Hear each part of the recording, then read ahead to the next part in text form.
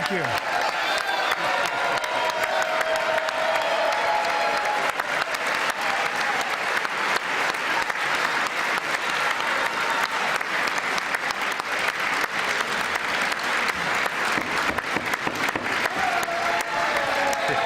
Thank you very much. Thank you very much. It's a great honor. Thank you very much. Speaker Johnson, Vice President Vance, the First Lady of the United States,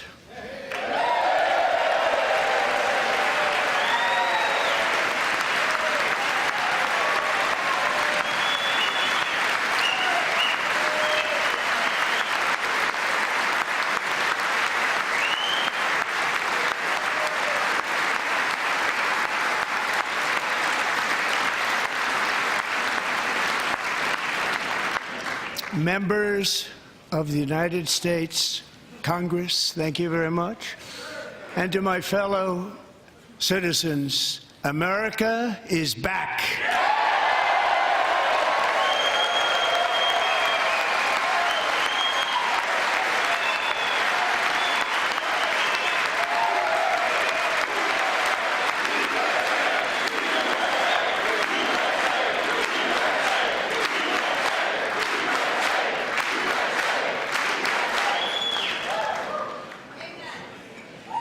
6 weeks ago, I stood beneath the dome of this Capitol and proclaimed the dawn of the golden age of America. From that moment on, it has been nothing but swift and unrelenting action to usher in the greatest and most successful era in the history of our country. We have accomplished more in 43 days than most administrations accomplished in 4 years or 8 years, and we are just getting started.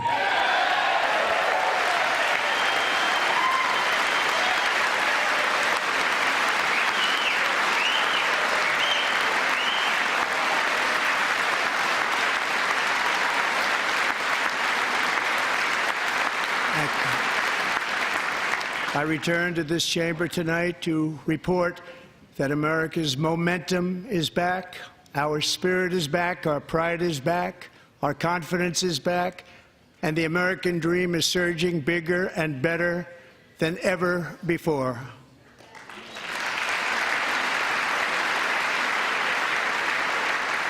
The American dream is unstoppable, and our country is on the verge of a comeback, the likes of which the world has never witnessed and perhaps will never witness again. There's never been anything like it. The presidential election of November 5th was a mandate like has not been seen in many decades. We won all 7 swing states, giving us an electoral college victory of 312 votes.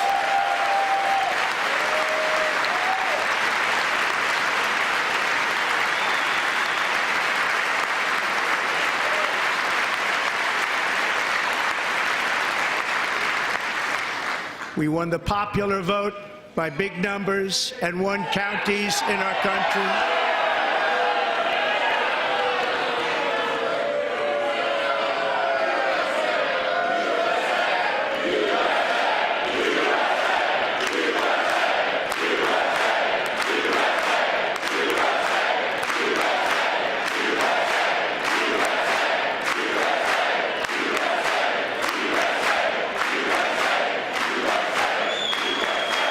And won counties in our country, 2,700 to 525, on a map that reads almost completely red for Republican.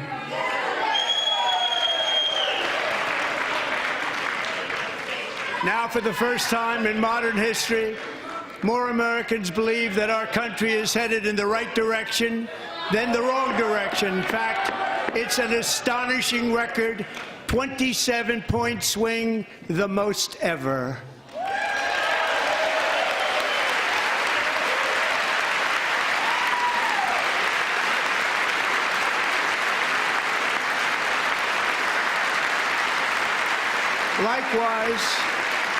Small business optimism saw its single largest one-month gain ever recorded, a 41-point jump.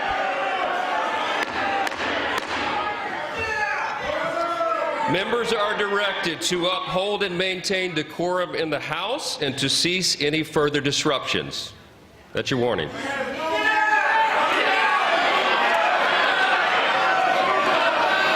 Members are engaging in willful and continuing breach of decorum, and the chair is prepared to direct the Sergeant-at-Arms to restore order to the joint session.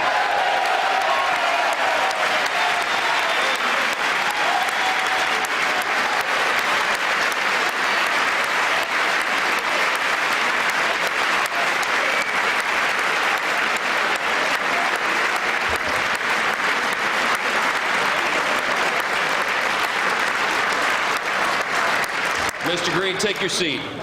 Take your seat, sir. Take your seat.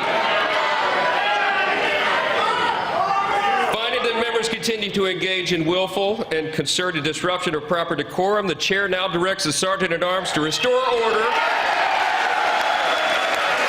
Remove this gentleman from the chamber.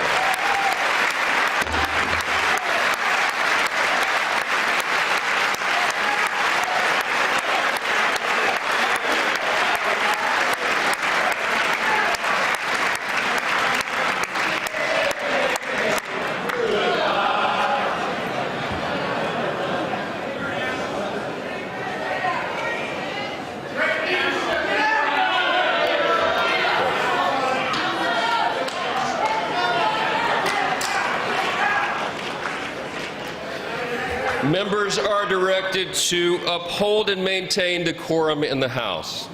Mr. President, you continue. Thank you.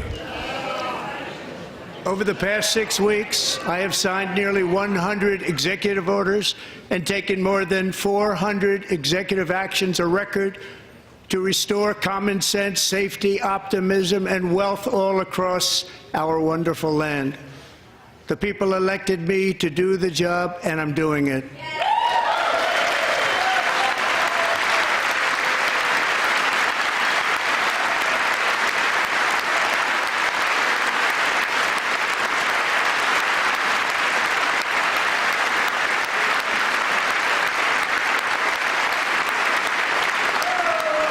In fact, it has been stated by many that the first month of our presidency, it's our presidency, is the most successful in the history of our nation. By many.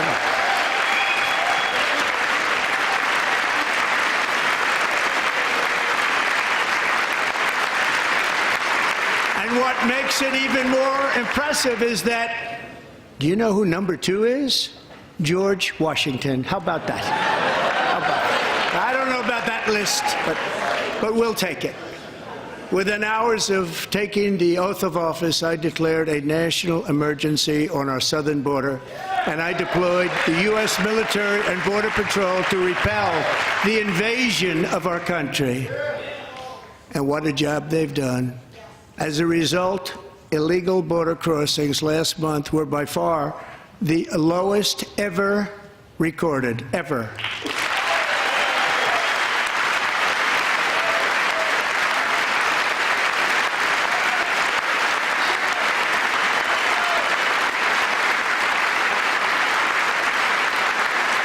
They heard my words and they chose not to come. Much easier that way. In comparison, under Joe Biden, the worst president in American history, there were hundreds of thousands of illegal crossings a month, and virtually all of them, including murderers, drug dealers, gang members, and people from mental institutions and insane asylums, were released into our country. Who would want to do that? This is my 5th such speech to Congress. And once again, I look at the Democrats in front of me, and I realize there is absolutely nothing I can say to make them happy or to make them stand or smile or applaud. Nothing I can do. I could find a cure to the most devastating disease, a disease that would wipe out entire nations, or announce the answers to the greatest economy in history, or the stoppage of crime to the lowest levels ever recorded. And these people sitting right here will not clap, will not stand, and certainly will not cheer for these astronomical achievements. They won't do it, no matter what. Five times I've been up here. It's very sad, and it just shouldn't be this way.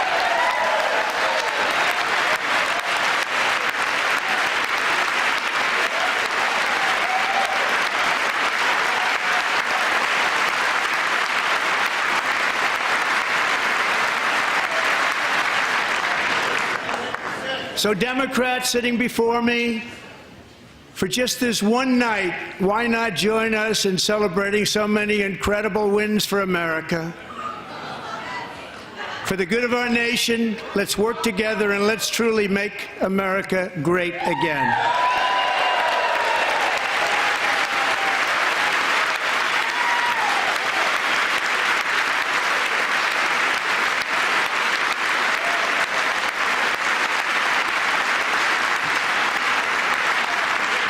Every day, my administration is fighting to deliver the change America needs to bring a future that America deserves, and we're doing it. This is a time for big dreams and bold action.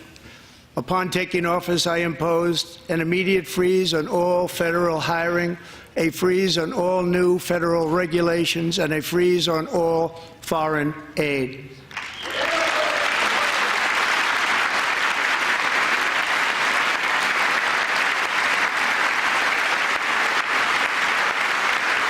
I terminated the ridiculous Green New Scam. I withdrew from the unfair Paris Climate Accord, which was costing us trillions of dollars that other countries were not paying. I withdrew from the corrupt World Health Organization.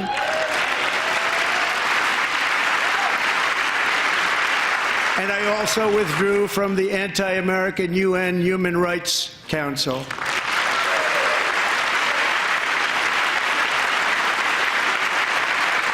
We ended all of Biden's environmental restrictions that were making our country far less safe and totally unaffordable. And importantly, we ended the last administration's insane electric vehicle mandate, saving our auto workers and companies from economic destruction.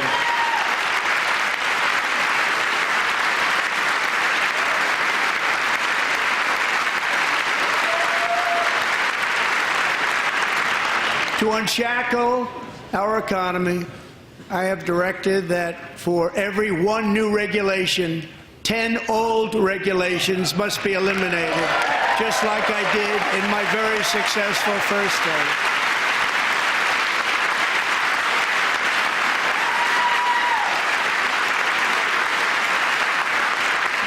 And in that first term, we set records on ending unnecessary rules and regulations like no other president had done before. We ordered all federal workers to return to the office. They will either show up for work in person or be removed from their job.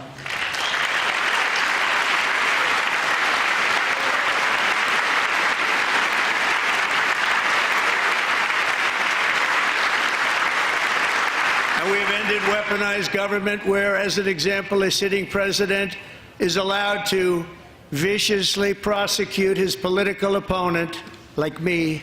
How did that work out? Not too good. Not too good.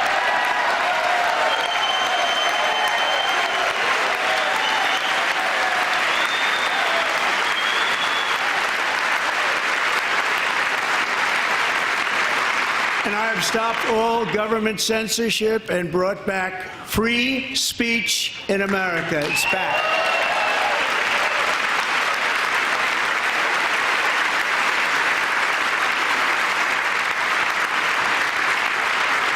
And 2 days ago, I signed an order making English the official language of the United States of America.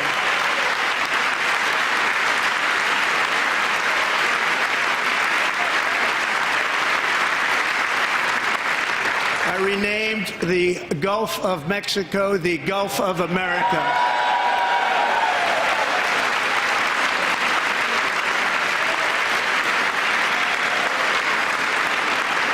And likewise, I renamed, for a great president, William McKinley, Mount McKinley again. Beautiful Alaska. We love Alaska. We've ended the tyranny of so-called diversity, equity, and inclusion policies all across the entire federal government and indeed the private sector and our military. And our country will be woke no longer.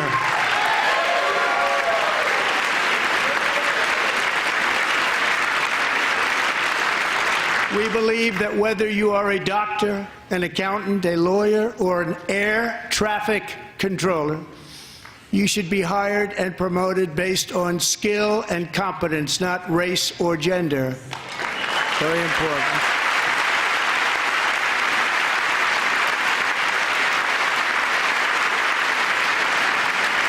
You should be hired based on merit. And the Supreme Court, in a brave and very powerful decision, has allowed us to do so. Thank you. Thank you very much. Thank you. We have removed the poison of critical race theory from our public schools, and I signed an order making it the official policy of the United States government that there are only two genders, male and female.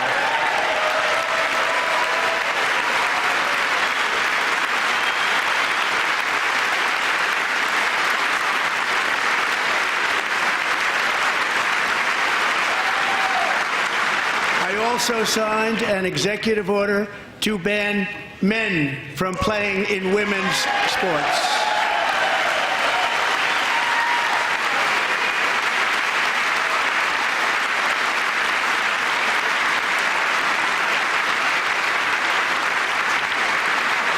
Years ago, Peyton McNabb was an all-star high school athlete, one of the best, preparing for a future in college sports.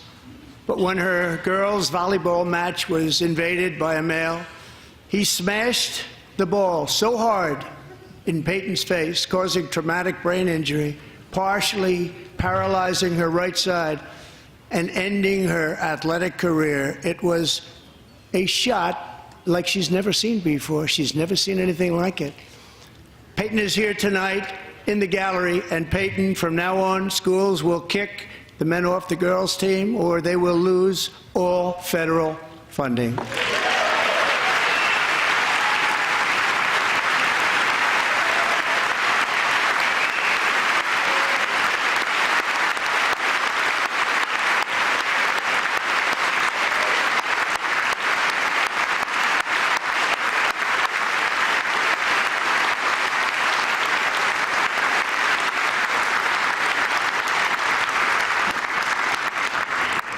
And if you really want to see numbers, just take a look at what happened in the women's boxing, weightlifting, track and field, swimming, or cycling, where a male recently finished a long-distance race 5 hours and 14 minutes ahead of a woman for a new record by 5 hours. Broke the record by 5 hours. It's demeaning for women, and it's very bad for our country. We're not going to put up with it any longer.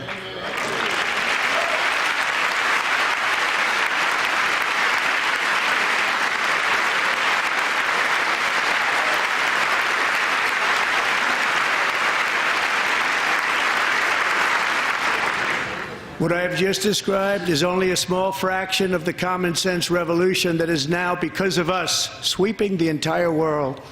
Common sense has become a common theme, and we will never go back. Never. Never going to let that happen.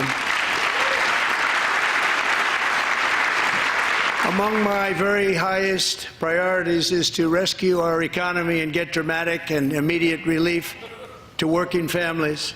As you know, we inherited from the last administration an economic catastrophe and an inflation nightmare. Their policies drove up energy prices, pushed up grocery costs, and drove the necessities of life out of reach for millions and millions of Americans. They've never had anything like it. We suffered the worst inflation in 48 years, but perhaps even in the history of our country. They're not sure. As president, I'm fighting every day to reverse this damage and make America affordable again.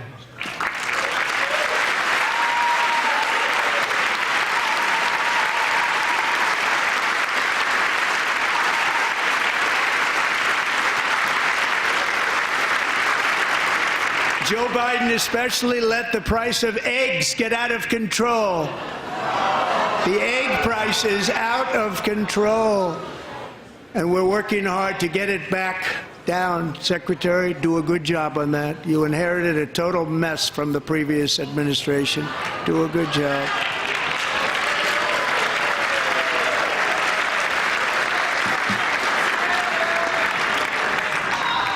A major focus of our fight to defeat inflation is rapidly reducing the cost of energy.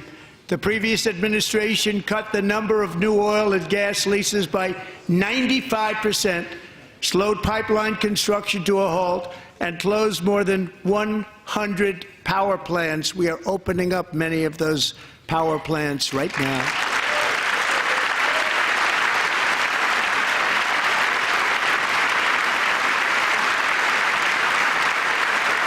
And frankly, we have never seen anything like it. That's why on my first day in office, I declared a national energy emergency. As you've heard me say many times, we have more liquid gold under our feet than any nation on earth, and by far. And now I fully authorize the most talented team ever assembled to go and get it. It's called Drill, Baby, Drill.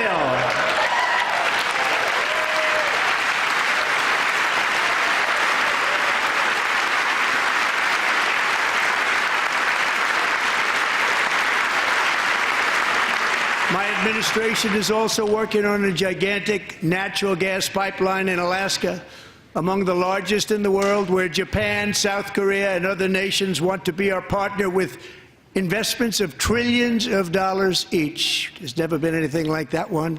It will be truly spectacular. It's all set to go. The permitting is gotten.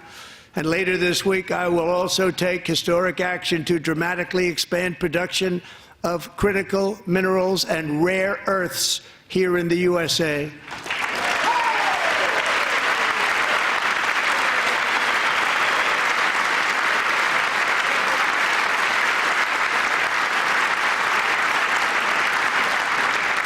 To further combat inflation, we will not only be reducing the cost of energy, but will be ending the flagrant waste of taxpayer dollars.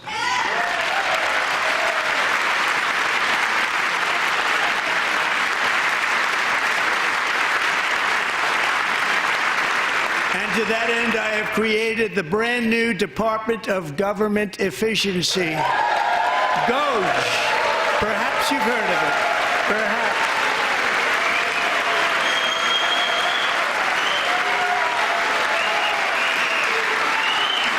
Which is headed by Elon Musk, who is in the gallery tonight.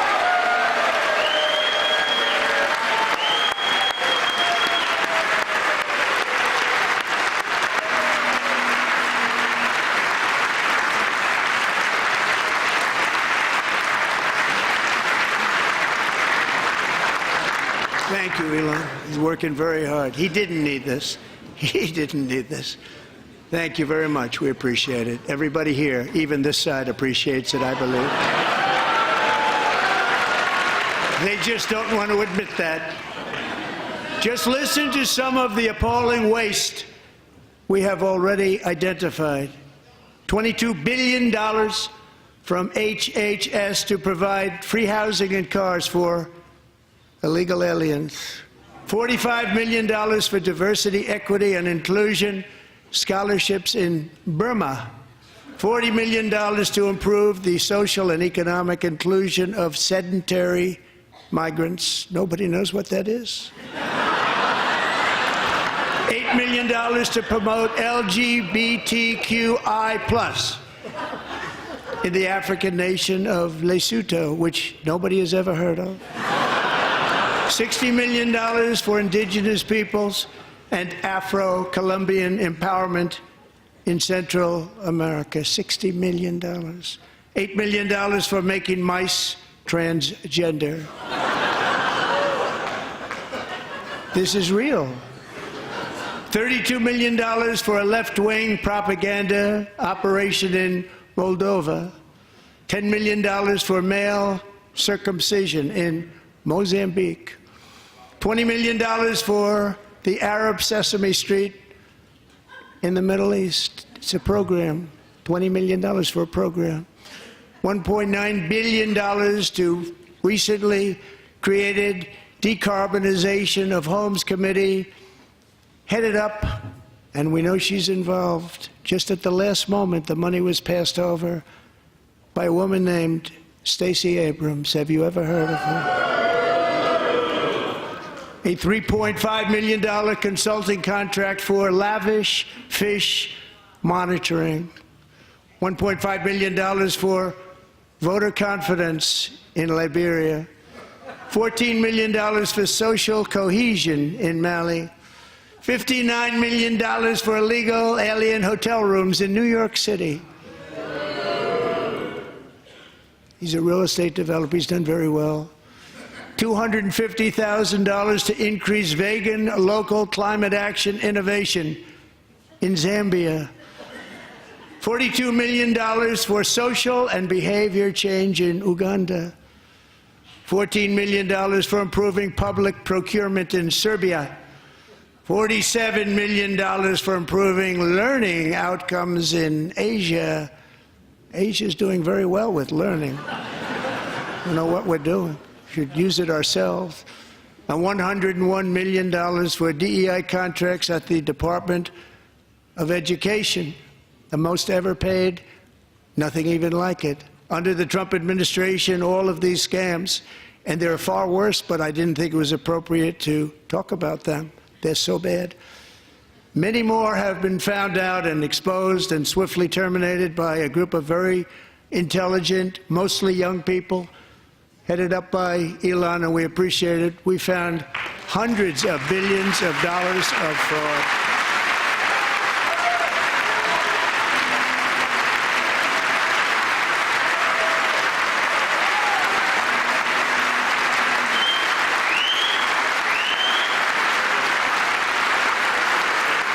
And we've taken back the money and reduced our debt to fight inflation and other things. Taking back a lot of that money. We got it just in time. This is just the beginning. The Government Accountability Office, a federal government office, has estimated annual fraud of over $500 billion in our nation, and we are working very hard to stop it. We're going to. We're also identifying shocking levels of incompetence and probable fraud in the Social Security program for our seniors, and that our seniors and people that we love rely on. Believe it or not, government databases list 4.7 million Social Security members from people aged 100 to 109 years old. It lists 3.6 million people from ages 110 to 119. I don't know any of them. I know some people that are rather elderly, but not quite that elderly. 3.47 million people from ages 120 to 129. 3.9 million people from ages 130 to 139. 3.5 million people from ages 140 to 149. And money is being paid to many of them, and we're searching right now. In fact, Pam, good luck. Good luck. You're going to find it. But a lot of money is paid out to people because it just keeps getting paid, and nobody does, and it really hurts Social Security and hurts our country. 1.3 million people from ages 150 to 159, and over 130,000 people, according to the Social Security databases, are age over 160 years old. We have a healthier country than I thought, Bobby.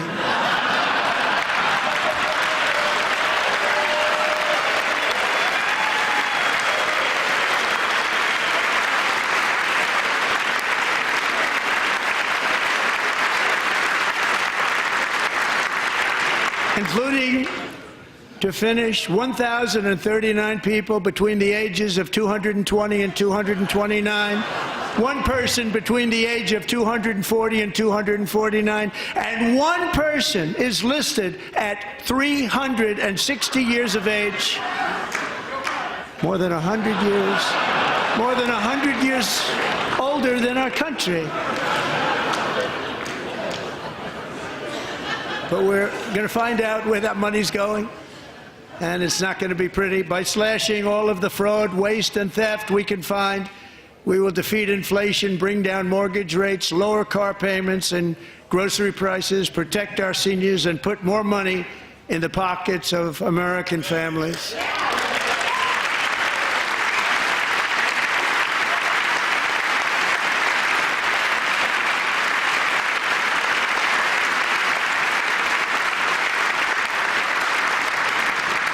And today, interest rates took a beautiful drop, big, beautiful drop. It's about time.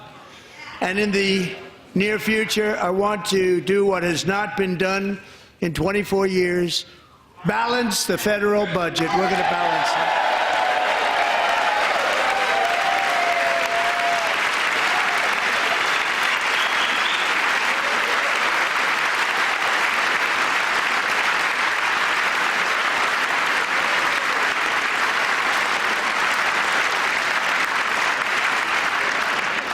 With that goal in mind, we have developed in great detail what we are calling the Gold Card, which goes on sale very, very soon. For $5 million, we will allow the most successful job-creating people from all over the world to buy a path to U.S. citizenship. It's like the green card, but better and more sophisticated. And these people will have to pay tax in our country. They won't have to pay tax from where they came. The money that they've made, you wouldn't want to do that, but they have to pay tax, create jobs. They'll also be taking people out of colleges and paying for them so that we can keep them in our country instead of having them being forced out. Number one, at the top school, as an example, being forced out and not being allowed to stay and create tremendous numbers of jobs and great success for a company out there. So while we take out the criminals, killers, traffickers, and child predators who are allowed to enter our country under the open border policy of these people, the Democrats, the Biden administration, the open border insane policies that you've allowed to destroy our country, we will now bring in brilliant, hardworking, job-creating people. They're going to pay a lot of money, and we're going to reduce our debt with that money.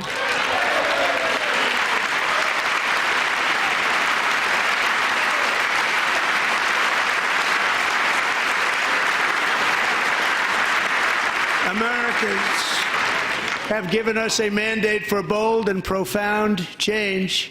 For nearly 100 years, the federal bureaucracy has grown until it has crushed our freedoms, ballooned our deficits, and held back America's potential in every possible way. The nation founded by pioneers and risk-takers now drowns under millions and millions of pages of regulations and debt. Approvals that should take 10 days to get instead take 10 years, 15 years, and even 20 years before you're rejected. Meanwhile, we have hundreds of thousands of federal workers who have not been showing up to work. My administration will reclaim power from this unaccountable bureaucracy, and we will restore true democracy to America again.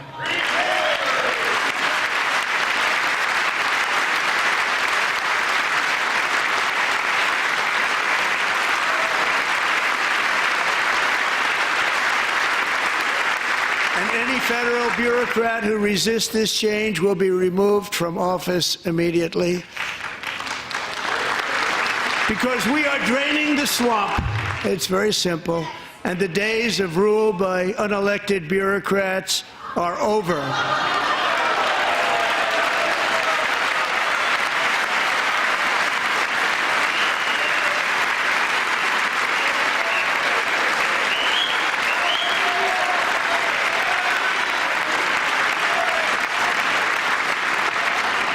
And the next phase of our plan to deliver the greatest economy in history is for this Congress to pass tax cuts for everybody. They're in there. They're waiting for you to vote. And I'm sure that the people on my right, I don't mean the Republican right, but my right here, I'm sure you're going to vote for those tax cuts, because otherwise I don't believe the people will ever vote you into office. So I'm doing you a big favor by telling you that.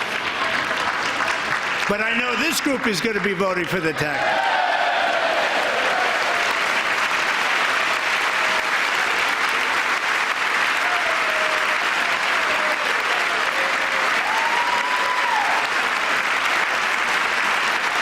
Thank you. It's a very, very big part of our plan. We had tremendous success in our first term with it. A very big part of our plan. We're seeking permanent income tax cuts all across the board. And to get urgently needed relief to Americans hit especially hard by inflation, I'm calling for no tax on tips, no tax on overtime, and no tax on Social Security benefits for our great seniors.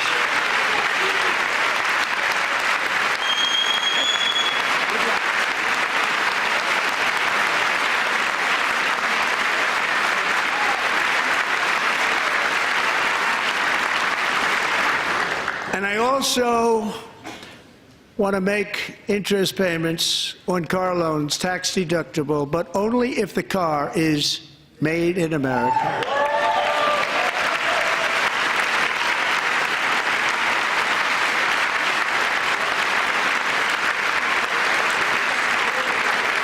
And by the way, we're going to have growth in the auto industry like nobody's ever seen. Plants are opening up all over the place. Deals are being made.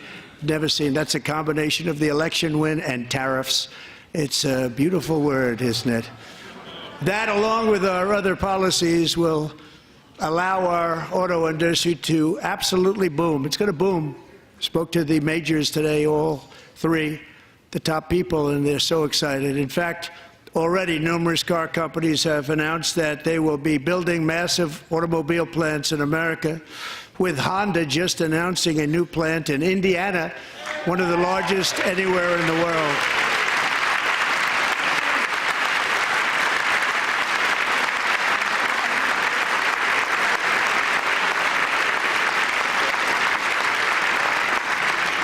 And this has taken place since our great victory on November 5th, a date which will hopefully go down as one of the most important in the history of our country.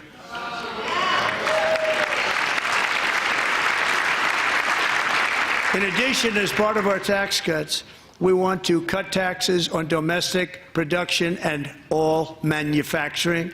And just as we did before, we will provide 100% expensing.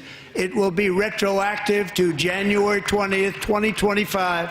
And it was one of the main reasons why our tax cuts were so successful in our first term, giving us the most successful economy in the history of our country, first term. We had a great first term.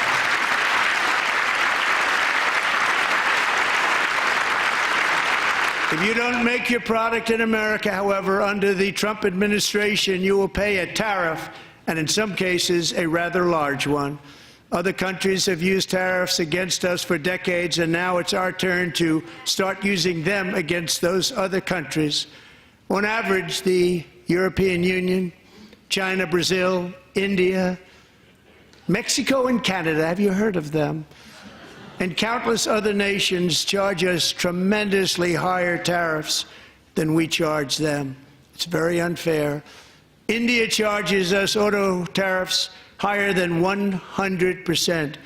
China's average tariff on our products is twice what we charge them. And South Korea's average tariff is 4 times higher. Think of that, 4 times higher.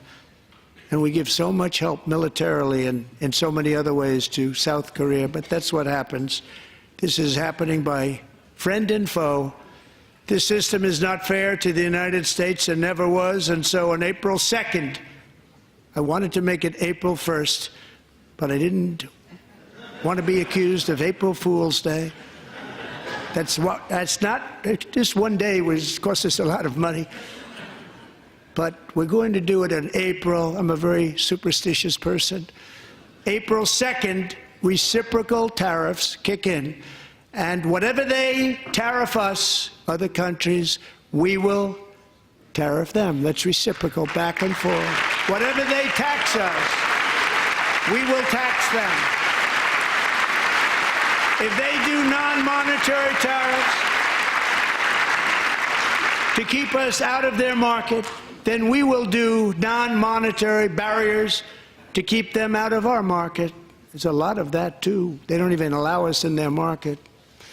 We will take in trillions and trillions of dollars and create jobs like we have never seen before. I did it with China and I did it with others, and the Biden administration couldn't do anything about it because there was so much money they couldn't do anything about it. We have been ripped off for decades by nearly every country on earth, and we will not let that happen any longer.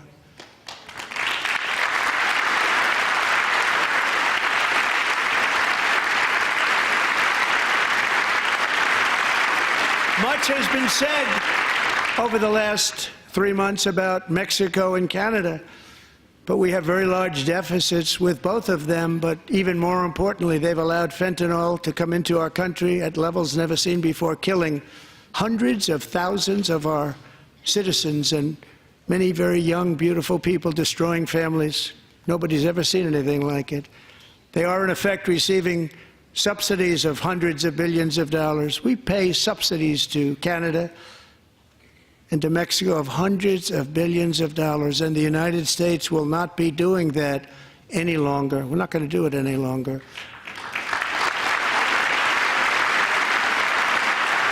Thanks to our America First policies we're putting into place, we have had $1.7 trillion of new investment in America in just the past few weeks. The combination of the election and our economic policies that people of SoftBank, one of the most brilliant anywhere in the world, announced a $200 billion investment. OpenAI and Oracle, Larry Ellison, announced $500 billion investment, which they wouldn't have done if Kamala had won. Apple announced $500 billion investment. Tim Cook called me. He said, I cannot spend it fast enough. It's going to be much higher than that, I believe. They'll be building their plants here instead of in China. And just yesterday, Taiwan Semiconductor, the biggest in the world, most powerful in the world, has a tremendous amount, 97% of the market, announced a $165 billion investment to build the most powerful chips on earth right here in the USA.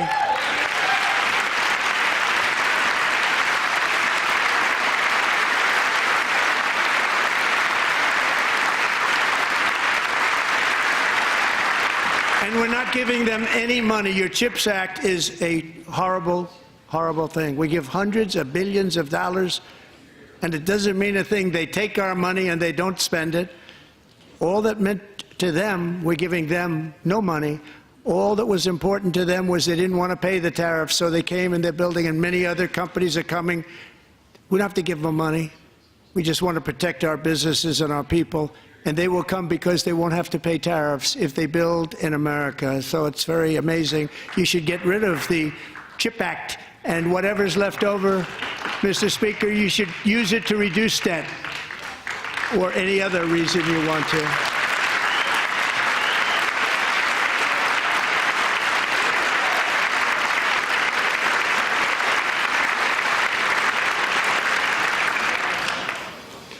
Our new trade policy will also be great for the American farmer. I love the farmer.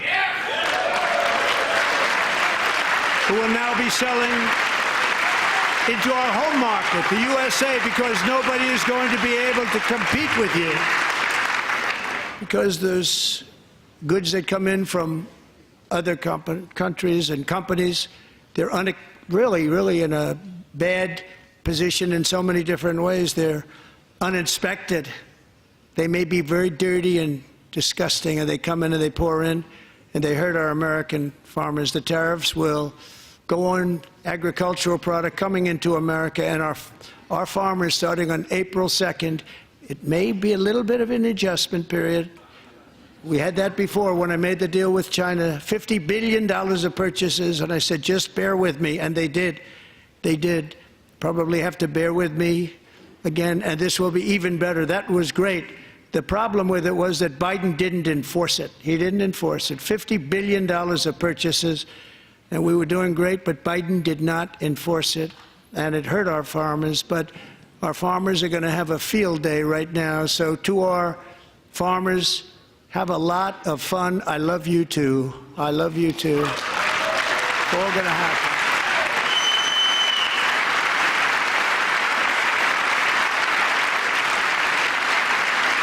And I have also imposed a 25% tariff on foreign aluminum, copper, lumber, and steel, because if we don't have, as an example, steel and lots of other things, we don't have a military, and frankly, we just won't have a country very long. Here today is a proud American steelworker, fantastic person from Decatur, Alabama, Jeff Denard. Has been working at the same steel plant for 27 years in a job that has allowed him to serve as the captain of his local volunteer fire department, raise 7 children with his beautiful wife, Nicole, and over the years provide a loving home for more than 40 foster children. So great, Jeff.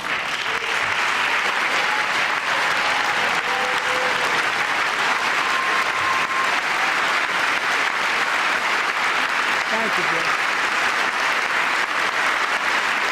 Thank you, Jeff.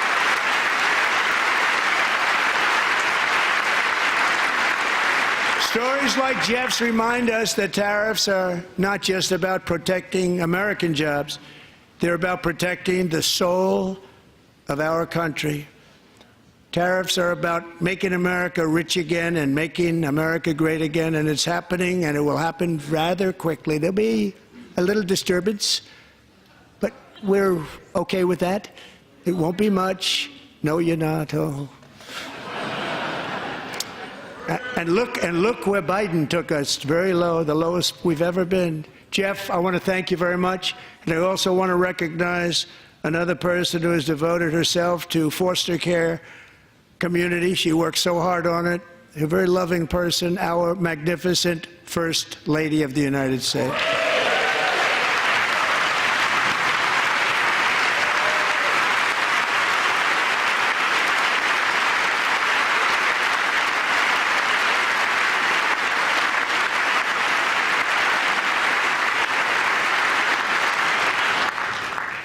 Melania's work has yielded incredible results, helping prepare our nation's future leaders as they enter the workforce.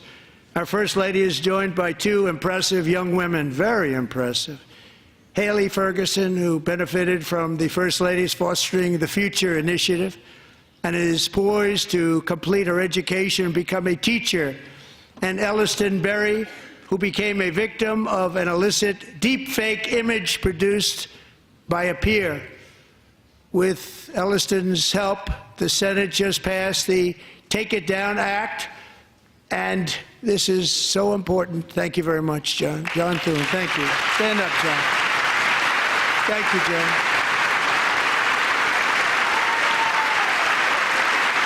Thank you all very much.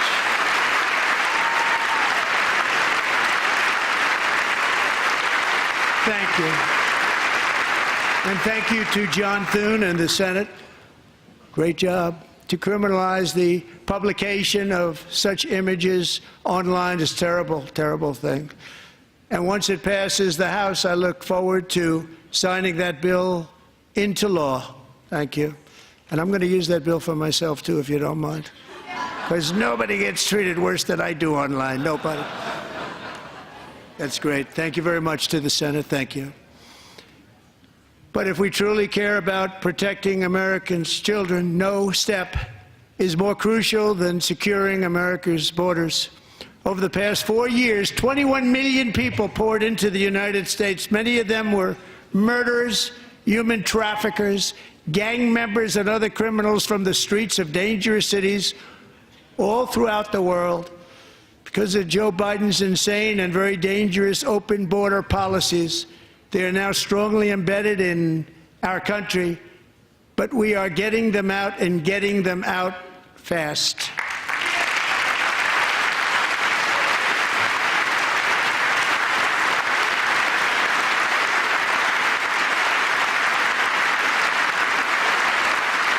And I want to thank Tom Homan and Christy. I want to thank you and Paul of Border Patrol.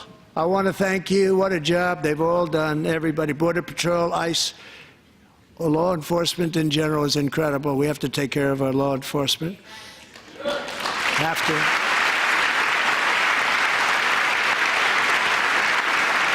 Last year,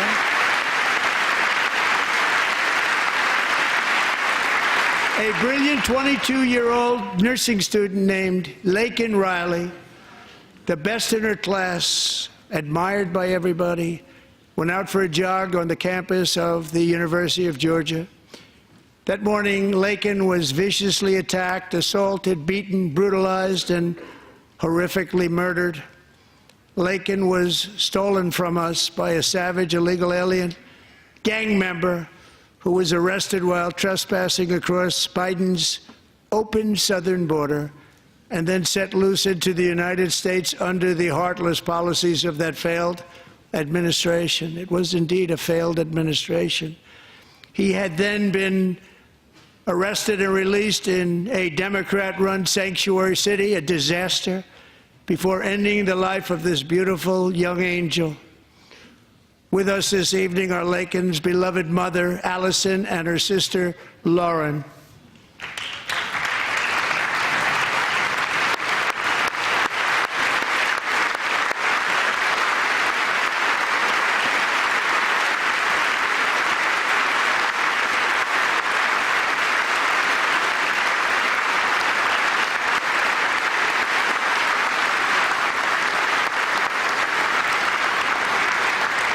Last year, I told Laken's grieving parents that we would ensure their daughter would not have died in vain.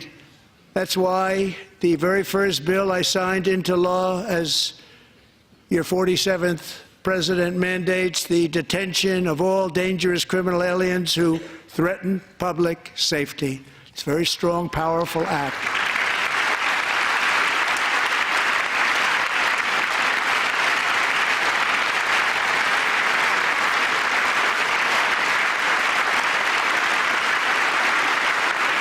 It's called the Laken-Riley Act. So Allison and Lauren, America will never, ever forget our beautiful Laken Hope Riley.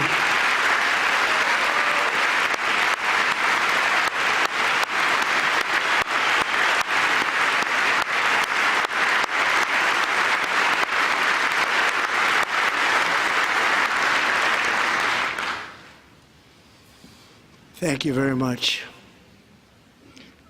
Since taking office, my administration has launched the most sweeping border and immigration crackdown in American history, and we quickly achieved the lowest numbers of illegal border crossers ever recorded. Thank you.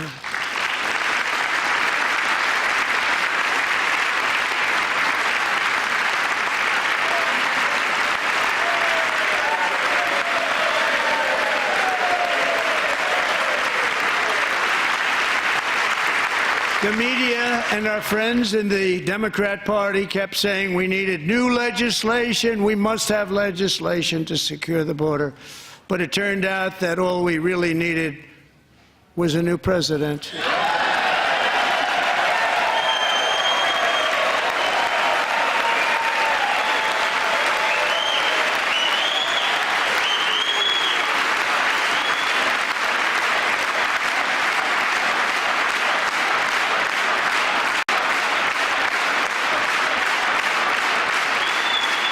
Thank you. Joe Biden didn't just open our borders, he flew illegal aliens over them to overwhelm our schools, hospitals, and communities throughout the country.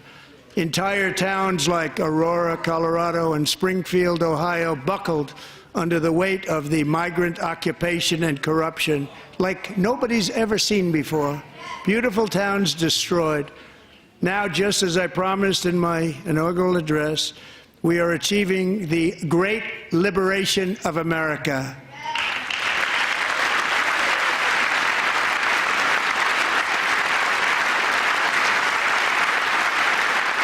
But there still is much work to be done. Here tonight is a woman I have gotten to know, Alexis Nungari from Houston. Wonderful woman. Last June, Alexis's 12-year-old daughter, her precious Jocelyn, walked to a nearby convenience store.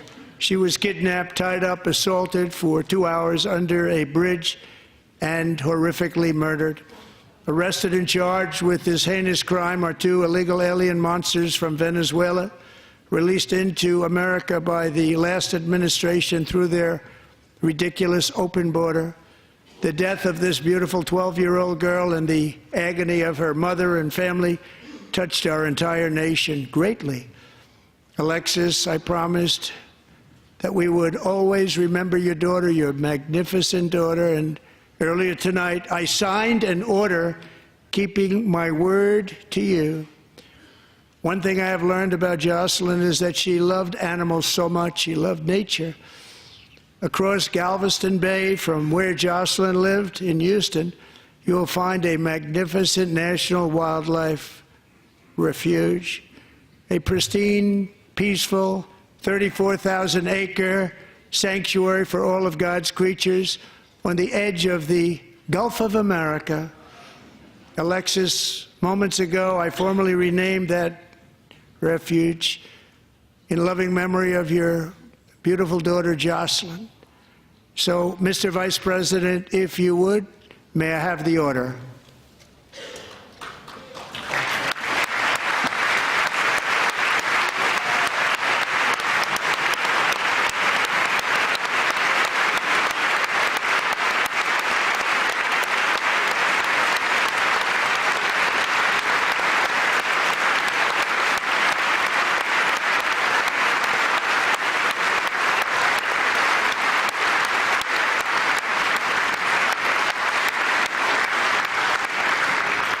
Thank you very much.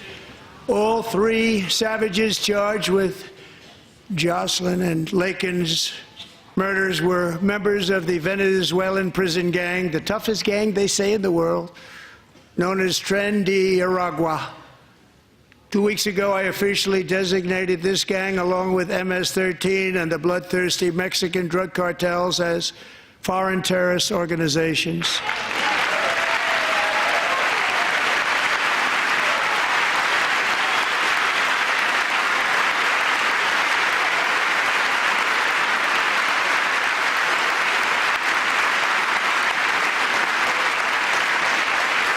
They are now officially in the same category as ISIS, and that's not good for them. Countless thousands of these terrorists were welcomed into the U.S. by the Biden administration. But now every last one will be rounded up and forcibly removed from our country, or, if they're too dangerous, put in jails, standing trial in this country, because we don't want them to come back ever. With us this evening is a warrior on the front lines of that battle, Border Patrol Agent Roberto Ortiz. Great guy.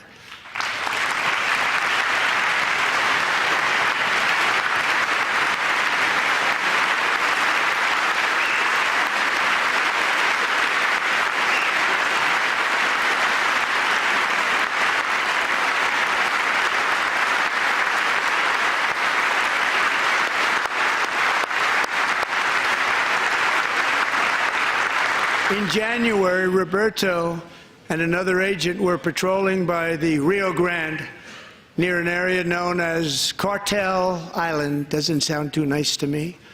When heavily armed gunmen started shooting at them. Roberto saw that his partner was totally exposed, at great danger, and he leapt into action, returning fire and providing crucial seconds for his fellow agent to seek safety, just barely. I have some of the prints of that event, and it was not good. Agent Ortiz, we salute you for your great courage and for your line of fire that you took and for the bravery that you showed. We honor you, and we will always honor you. Thank you, Roberto, very much.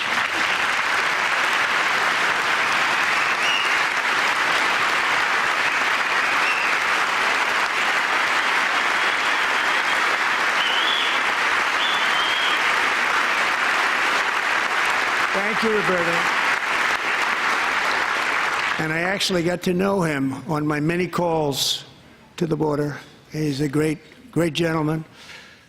The territory to the immediate south of our border is now dominated entirely by criminal cartels that murder, rape, torture, and exercise total control. They have total control over a whole nation, posing a grave threat to our national security. The cartels are waging war on America, and it's time for America to wage war on the cartels, which we are doing.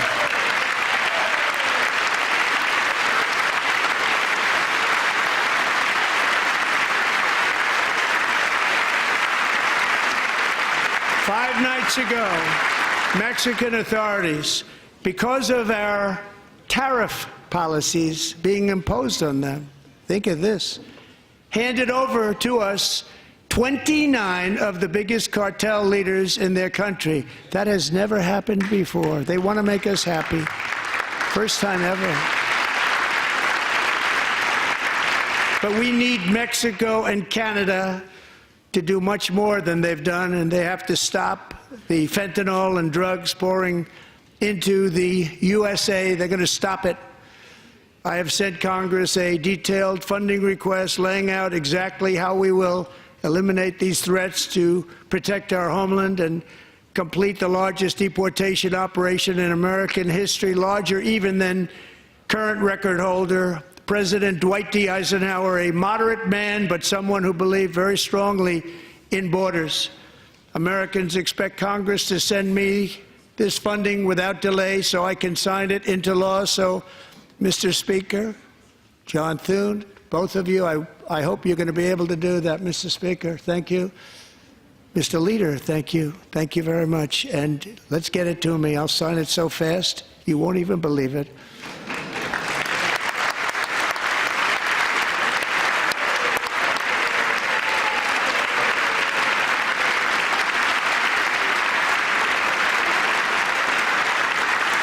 And as we reclaim our sovereignty, we must also bring back law and order to our cities and towns.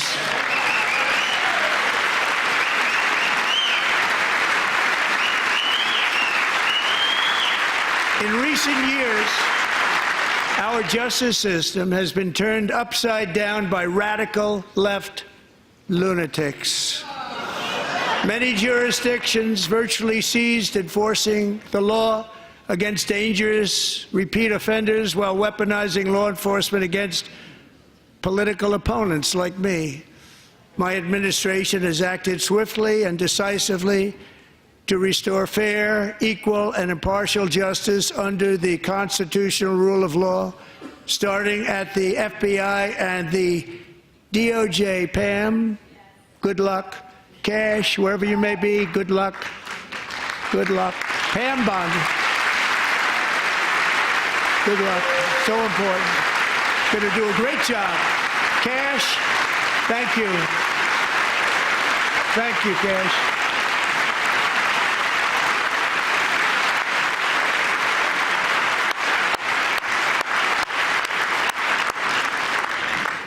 They've already started very strong. They're going to do a fantastic job. You're going to be very proud of them. We're also once again giving our police officers the support, protection, and respect they so dearly deserve. They have to get it. They have such a hard, dangerous job, but we're going to make it less dangerous. The problem is the bad guys don't respect the law, but they're starting to respect it, and they soon will respect it. This also includes our great fire departments throughout the country. Our firemen and women are unbelievable people, and we'll never forget them. And besides that, they voted for me in record numbers, so I have no choice.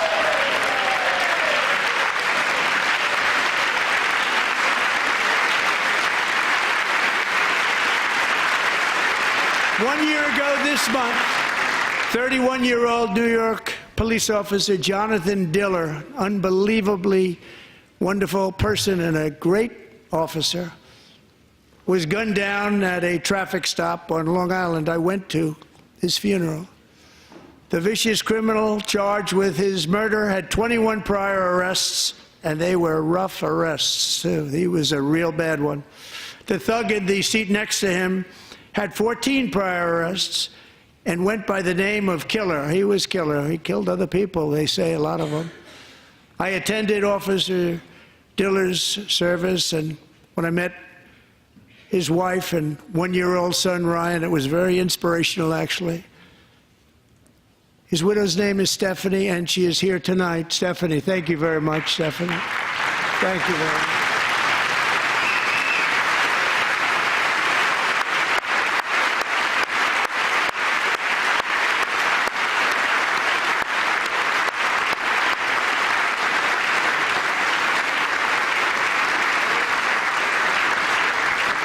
Stephanie, we're going to make sure that Ryan knows his dad was a true hero, New York's finest, and we're going to get these cold-blooded killers and repeat offenders off our streets, and we're going to do it fast.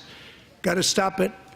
They get out with 28 arrests. They push people into subway trains. They hit people over the head, back of the head with baseball bats. We got to get them out of here. I've already signed an executive order requiring a mandatory death penalty for anyone who murders a police officer, and tonight I'm asking Congress to pass that policy into permanent law.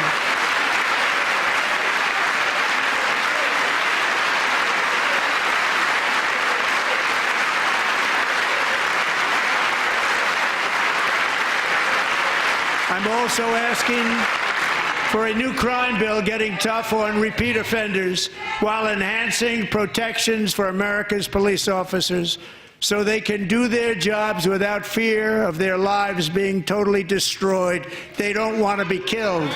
We're not going to let them be killed. Joining us in the gallery tonight is a young man who truly loves our police. His name is DJ Daniel. He is 13 years old, and he has always dreamed of becoming a police officer.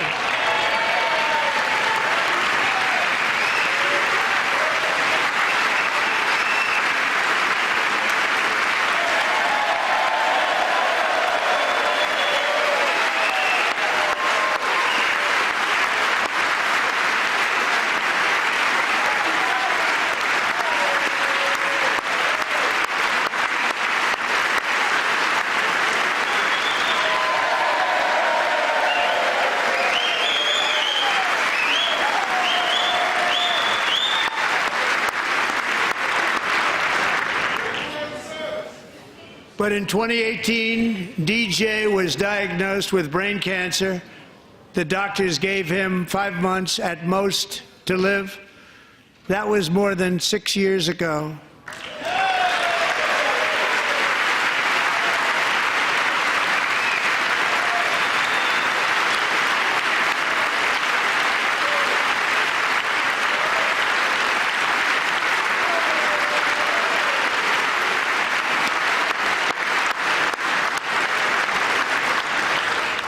Since that time, DJ and his dad have been on a quest to make his dream come true, and DJ has been sworn in as an honorary law enforcement officer, actually a number of times. The police love him, the police departments love him.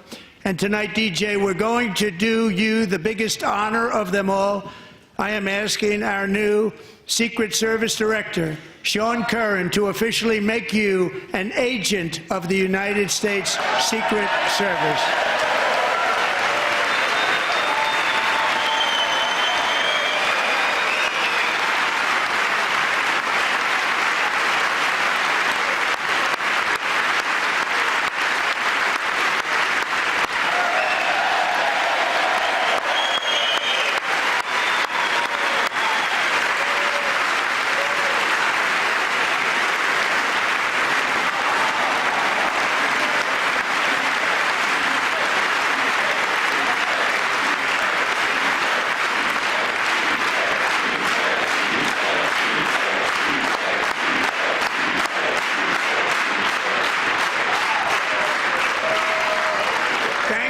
DJ.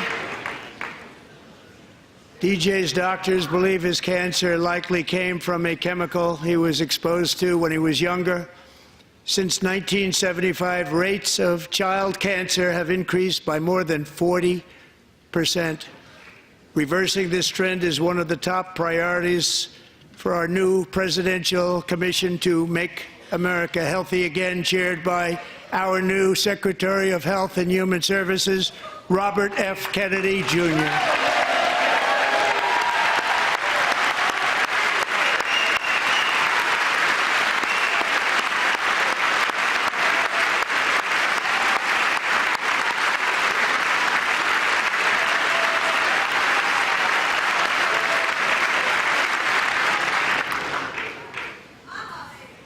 With the name Kennedy, you would have thought everybody over here would have been cheering.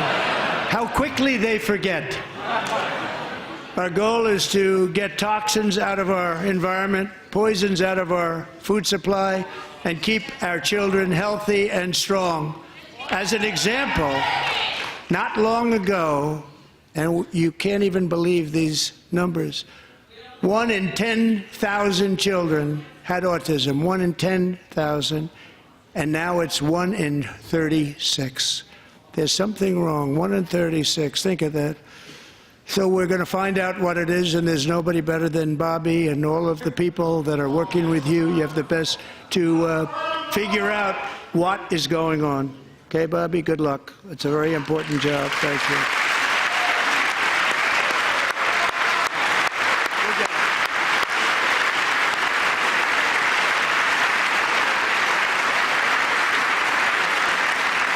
Thank you. My administration is also working to protect our children from toxic ideologies in our schools. A few years ago, January, Littlejohn and her husband discovered that their daughter's school had secretly socially transitioned their 13-year-old little girl. Teachers and administrators conspired to deceive January and her husband while encouraging her daughter to use a new name and pronouns. They, them pronoun, actually, all without telling January, who is here tonight and is now a courageous advocate against this form of child abuse. January, thank you. Thank you. Thank you very much.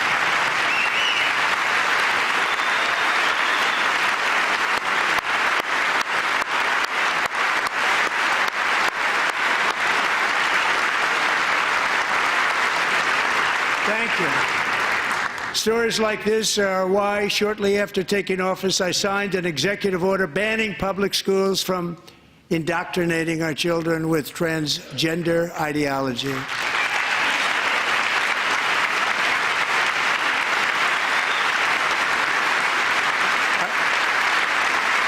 I also signed an order to cut off all taxpayer funding to any institution that engages in the sexual mutilation of our youth.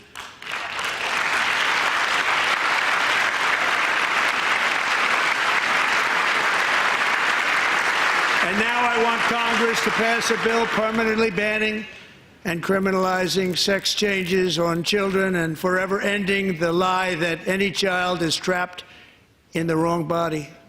This is a big lie.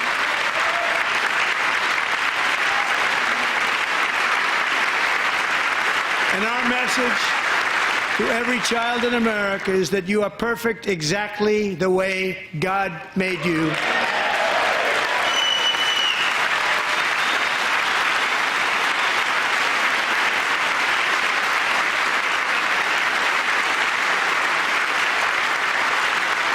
Because we're getting wokeness out of our schools and out of our military, and it's already out, and it's out of our society. We don't want it.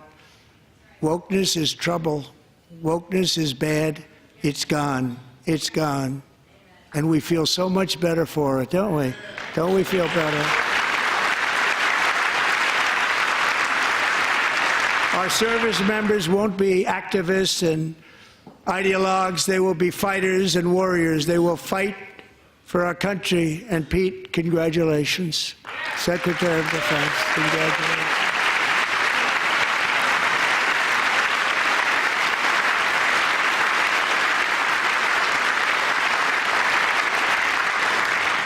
And he's not big into the woke movement, I can tell you. I know him well. I am pleased to report that in January, the U.S. Army had its single best recruiting month in 15 years, and that all armed services are having among the best recruiting results ever in the history of our services. What a difference.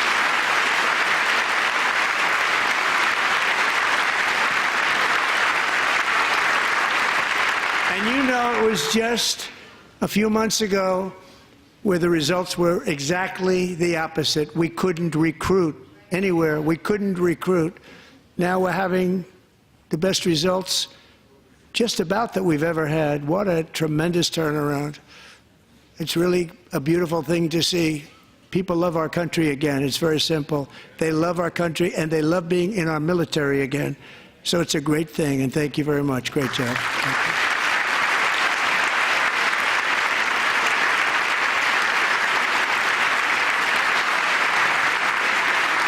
We're joined tonight by a young man, Jason Hartley, who knows the weight of that call of duty.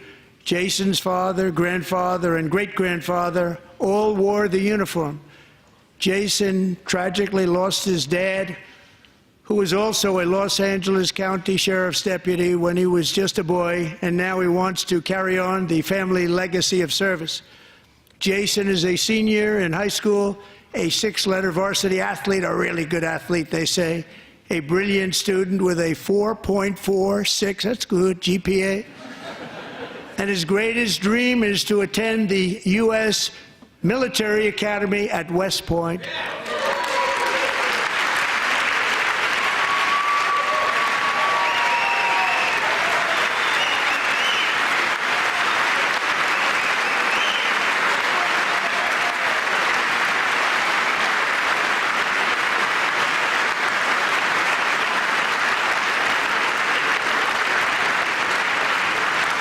And Jason, that's a very big deal getting in. That's a hard one to get into. But I'm pleased to inform you that your application has been accepted. You will soon be joining the Corps of Cadets.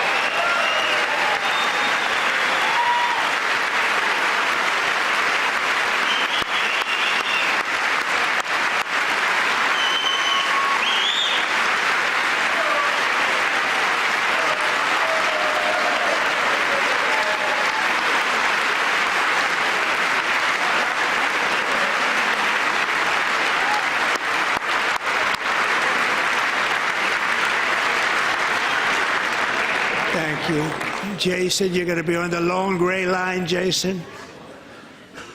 As Commander-in-Chief, my focus is on building the most powerful military of the future. As a first step, I'm asking Congress to fund a state-of-the-art Golden Dome missile defense shield to protect our homeland, all made in the USA.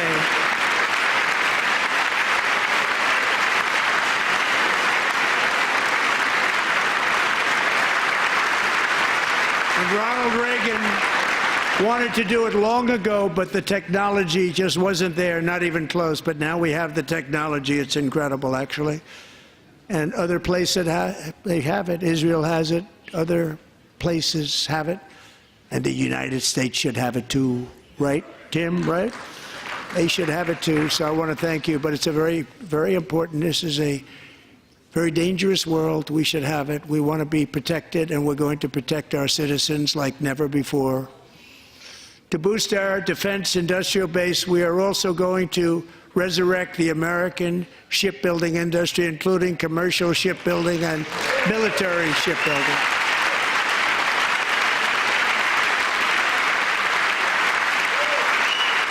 And for that purpose, I am announcing tonight that we will create a new Office of Shipbuilding in the White House and offer special tax incentives to bring this industry home to America where it belongs. We used to make so many ships. We don't make them anymore very much, but we're going to make them very fast, very soon. It will have a huge impact. To further enhance our national security, my administration will be reclaiming the Panama Canal, and we've already started doing it.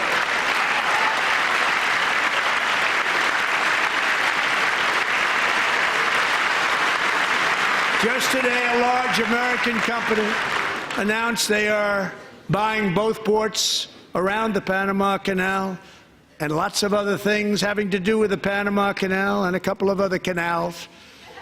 The Panama Canal was built by Americans for Americans, not for others, but others could use it. But it was built at tremendous cost of American blood and treasure. 38,000 workers died building the Panama Canal. They died of malaria, they died of snake bites and mosquitoes. Not a nice place to work. They paid them very highly to go there, knowing there was a 25% chance that they would die. The most expensive project also that was ever built in our country's history, if you bring it up to modern day costs. It was given away by the Carter administration for $1, but that agreement has been violated very severely. We didn't give it to China. We gave it to Panama, and we're taking it back.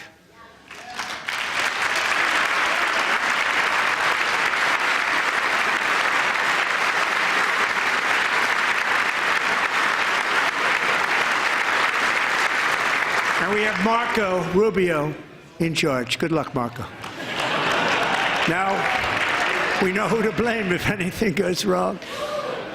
Marco's been amazing, and he's going to do a great job. Think of it, he got 100 votes. You know, he was approved with actually 99, but the 100th was this gentleman, and I feel very certain. So let's assume he got 100 votes, and I'm either very, very happy about that or I'm very concerned about it. But he's already proven. I mean, he's a great gentleman. He's respected by everybody, and we appreciate you voting for Marco. He's going to do a fantastic job. Thank you. Thank you. He's doing a great job. Great job. And I also have a message tonight for the incredible people of Greenland.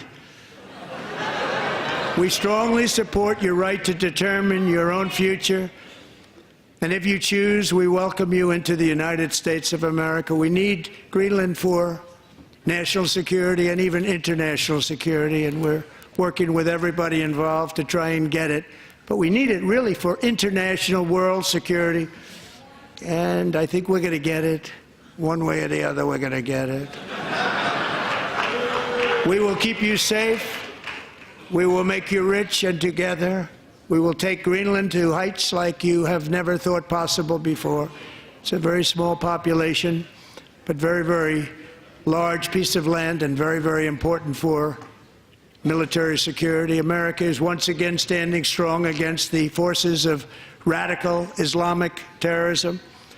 3.5 years ago, ISIS terrorists killed 13 American service members and countless others in the Abbey Gate bombing during the disastrous and incompetent withdrawal from Afghanistan. Not that they were withdrawing, it was the way they withdrew. Perhaps the most embarrassing moment in the history of our country.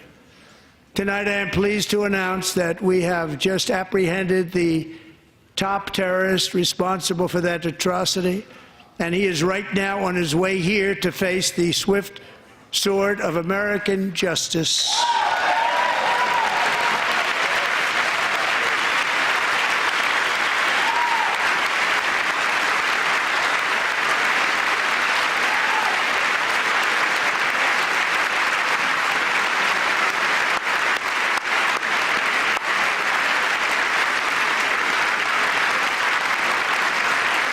And I want to thank especially the government of Pakistan for helping arrest this monster. This was a very momentous day for those 13 families who I actually got to know very well, most of them, whose children were murdered, and the many people that were so badly, over 42 people, so badly injured on that fateful day in Afghanistan. What a horrible day. Such incompetence was shown that when Putin saw what happened, I guess he said, wow, maybe this is my chance. That's how bad it was. Should have never happened. Grossly incompetent people. I spoke to many of the parents and loved ones, and they're all in our hearts tonight. Just spoke to them on the phone. We had a big call every one of them called, and everybody was on the line, and they did nothing but cry with happiness. They were very happy, as happy as you can be under those circumstances. Their child, brother, sister, son, daughter was killed for no reason whatsoever. In the Middle East, we're bringing back our hostages from Gaza. In my first term, we achieved one of the most groundbreaking peace agreements in generations, the Abraham Accords.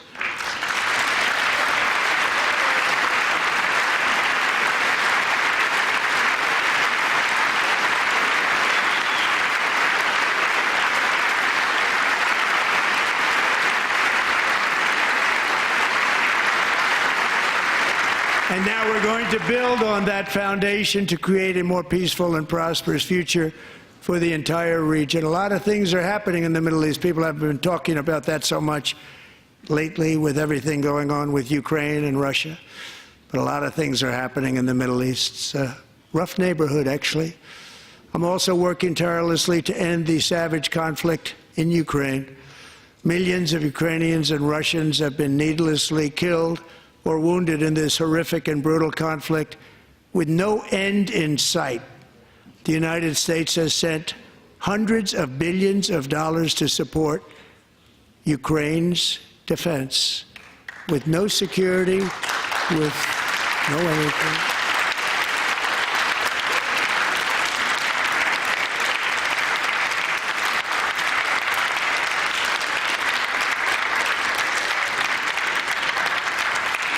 Do you want to keep it going for another 5 years? Yeah, you would say Pocahontas says yes.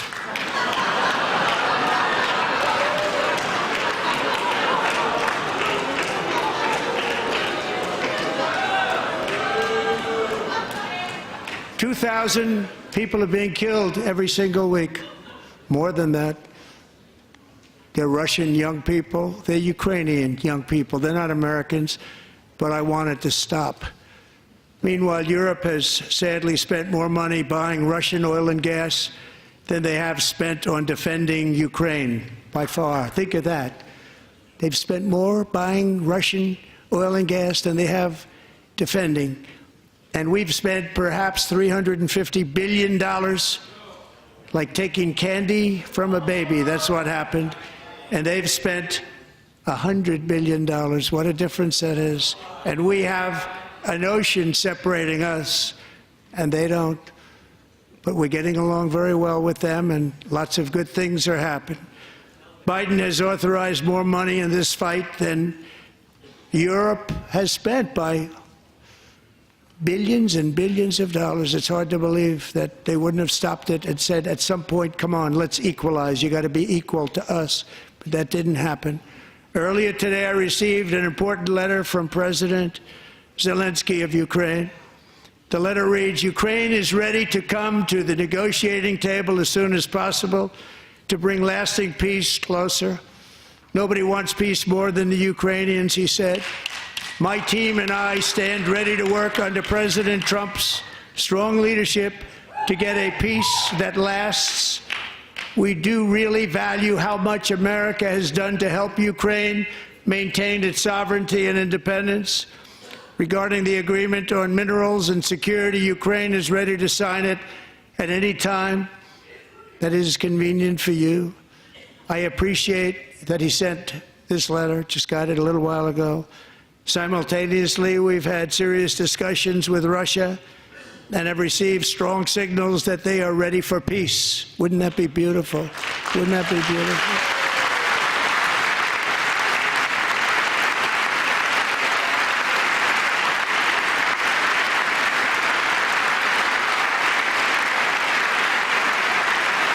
Wouldn't that be beautiful?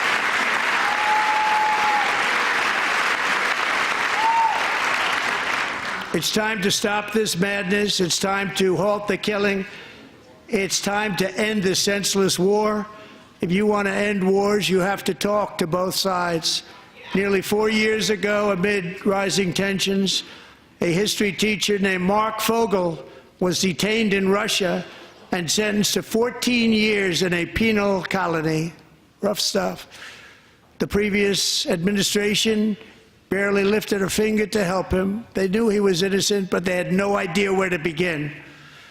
But last summer, I promised his 95-year-old mother, Malphine, that we would bring her boy safely back home. After 22 days in office, I did just that, and they are here tonight.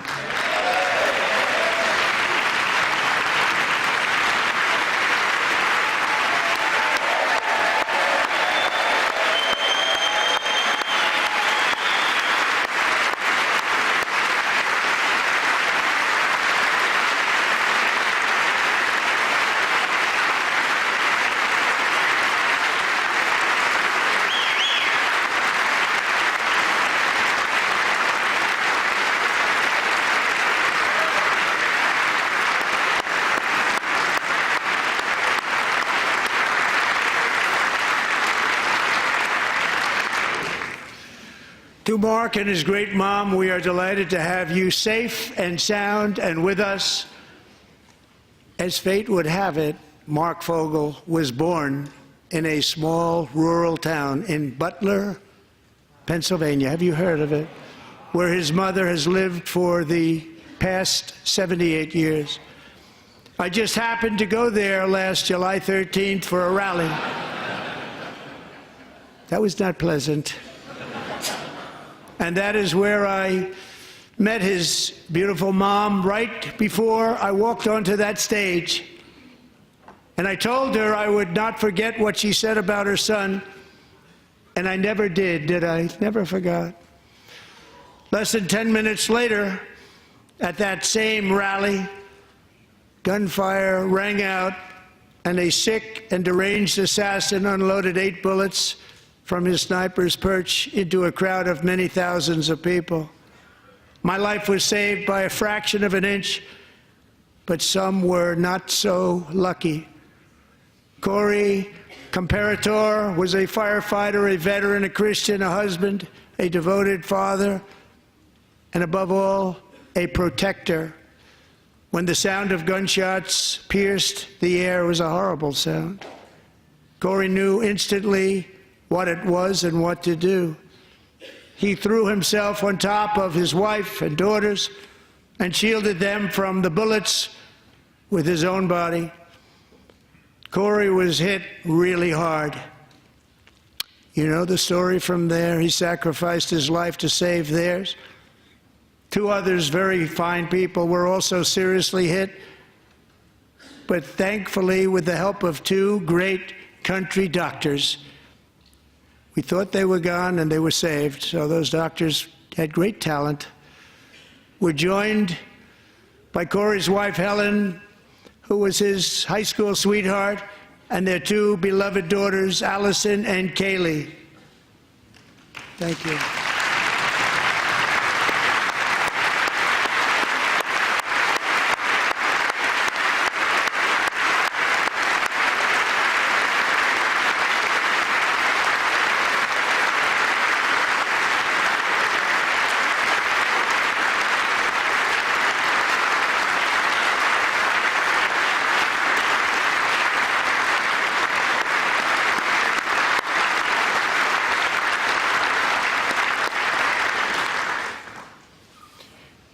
To Helen, Allison, and Kaylee, Corey is looking down on his 3 beautiful ladies right now, and he is cheering you on. He loves you.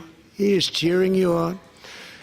Corey was taken from us much too soon, but his destiny was to leave us all with a shining example of the selfless devotion of a true American patriot.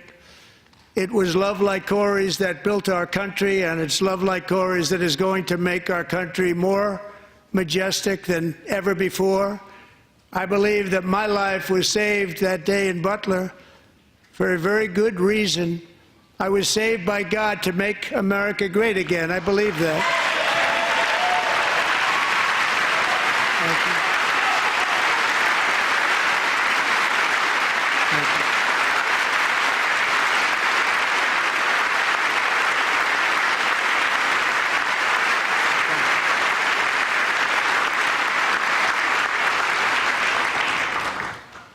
Thank you very much. From the patriots of Lexington and Concord to the heroes of Gettysburg and Normandy, from the warriors who crossed the Delaware to the trailblazers who climbed the Rockies, and from the legends who soared at Kitty Hawk to the astronauts who touched the moon, Americans have always been the people who defied all odds, transcended all dangers, made the most extraordinary sacrifices, and did whatever it took to defend our children, our country, and our freedom. And as we have seen in this chamber tonight, that same strength, faith, love, and spirit is still alive and thriving in the hearts of the American people. Despite the best efforts of those who would try to censor us, silence us, break us, destroy us, Americans are today a proud, free, sovereign, and independent nation that will always be free, and we will fight for it till death. We will never let anything happen to our beloved country, because we are a country of doers, dreamers, fighters, and survivors. Our ancestors crossed a vast ocean, strode into the unknown wilderness, and carved their fortunes from the rock and soil of a perilous and very dangerous frontier. They chased our destiny across a boundless continent. They built the railroads, laid the highways, and graced the world with American marvels like the Empire State Building, the mighty Hoover Dam, and the towering Golden Gate Bridge. They lit the world with electricity, broke free of the force of gravity, fired up the engines of American industry, vanquished the communists, fascists, and Marxists all over the world, and gave us countless modern wonders sculptured out of iron, glass, and steel. We stand on the shoulders of these pioneers who won and built the modern age, these workers who poured their sweat into the skylines of our cities, these warriors who shed their blood on fields of battle and gave everything they had for our rights and for our freedom. Now it is our time to take up the righteous cause of American liberty, and it is our turn to take America's destiny into our own hands and begin the most thrilling days in the history of our country. This will be our greatest era.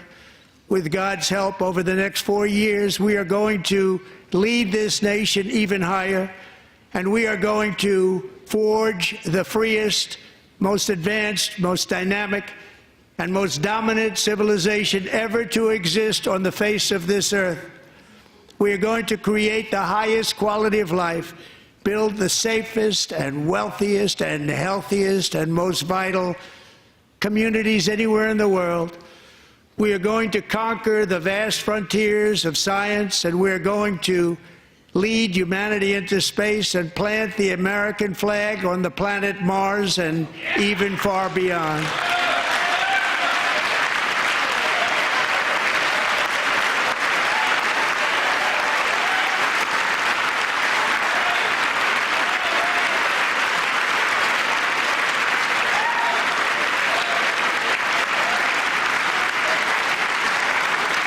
Through it all, we are going to rediscover the unstoppable power of the American spirit, and we are going to renew unlimited promise of the American dream.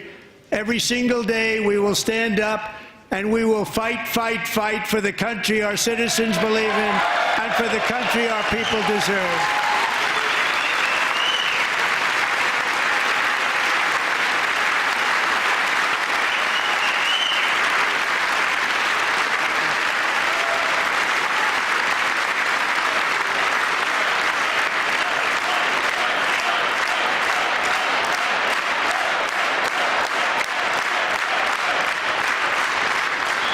My fellow Americans, get ready for an incredible future, because the golden age of America has only just begun. It will be like nothing that has ever been seen before. Thank you, God bless you, and God bless America.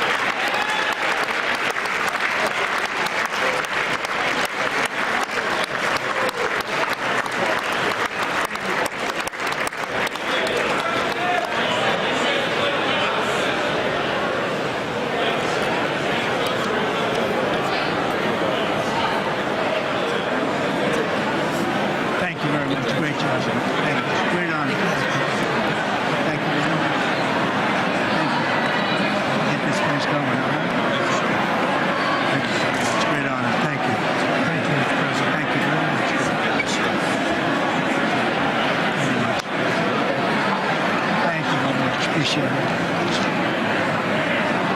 Thank you. See you soon. Teaching young people to love America. I'm trying to. Great guy. Thank you. Best of your family. Thank you. Thank you very much. Appreciate it. Howard, Thank you again. Thank you again. Won't forget. So good. That's good. So good, sir. Thank you. Terrific, Mr. Really good. It's really about outstanding. Thanks. Thank you. Yes, sir. Thank you. Great job, Mr. President. Thanks. We got you. Great. Mr. President, one of your best speeches. Thanks again, Mr. President. Thank you, Mr. President. Thanks for the phone call last night, too. Thank you. You know that. Thank you. I'll do it. Just give me the information. I'm not going to give you. Sorry. Thank you, everybody. Great speech. Great speech. Best speech ever. Yes. Good.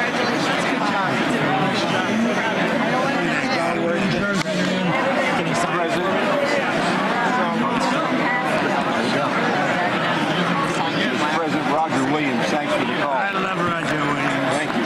You don't have to introduce yourself. I know you better than you do, Roger. Thank you so much. It's my great baseball. America Good is- job. Great job you're doing. America is back. Thank you so much, Welcome you Mr. back in President. Pennsylvania anytime, sir. they stood for. Thank you all. They stood for another country, not our country. That was phenomenal. Sir. It's hard to believe, isn't it? That was fantastic, sir. That was Thank you very much. Thank you. quick selfie. Good job, Mr. President. So much great speech. Thanks, sir. Yes, sir. See you back in Pennsylvania. Oh, just back here. I want to stand in all. Absolutely. West Virginia. Oh, good. How you doing? All right? Did you get a chance to shake his hand earlier? No? Do you want me to get a picture of you shaking his hand or anything? You're good. Thank you very much. Let's do biofilm. Thank you, darling. Great, sir. Thank you. I love you. Best speech on the board ever. Yeah, it was so good. Thank you So very good. much. Hey, you rocked it, Mr. President. We're with you. 100% crush. Thank you. Really good. It was awesome. Congratulations. Yeah. Best speech ever. Thank you. It was. Fantastic. Mr. President, that was a great speech. That was awesome.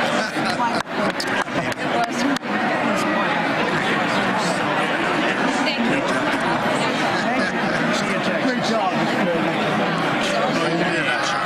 Let's go. Get down to that. You get down. Good luck. Yes, sir. Thank you. It's so great. Thank you, everybody. Good job. Thank you for mentioning God needs to help us. It's true. Mr. President. Thank you. Great speech. Great speech. Thanks for taking my call. Good luck. Yeah. My man. Thank you for standing You really triggered those people. Tremendous, Mr. President. Thank Somebody you. did. Thank you so much. Thanks for the beneficial ownership ban this week. Oh, yeah. Thanks for mentioning farmers. Well, we love our farmers. Thank you, man. Thank you, Mr. President. You earned this night. Thank you very much. Appreciate it. We're tired. Thank you, man. Proud of you. Thank you, Mr. President. Thank you so much. Thank you. Great again, brother. Thank you. I did indeed. You better believe it. Very well done. Good endorsement. President, home run. Thank you. Great job. You killed it. Thank you, Mr. President. Thank you, everybody. You did great. Thank you. Good job. Thank you. Great to see you. Slam dunk. You're doing good. Thank you, sir. You did amazing, per usual. Thank you. I'll see you. Thank you. Yes, sir. Thank you. Hey, cheese. Thank you. Love you, Mr. President. Yes. Thank you, everybody. Look at this beautiful New congressman from Eastern Washington. We've never met. Oh, Michael that's Baumgartner. good. I was one of Mike Leach's best friends. Oh, that's He thinks good. very highly Mike of you. was, he was terrific. Tremendous. He was a great guy. Great. Great. Thank you. Thank you very much. Respect for you. You did a great job. Yeah, thank you very much. Home run, Mr. President. Home run. Home run. That was a good President, good to see you, sir. Good job. Thank you very much. Looking good. Look at him. I need to talk to you about some buildings, some public buildings. You let me know. I will. Sir. Mr. President.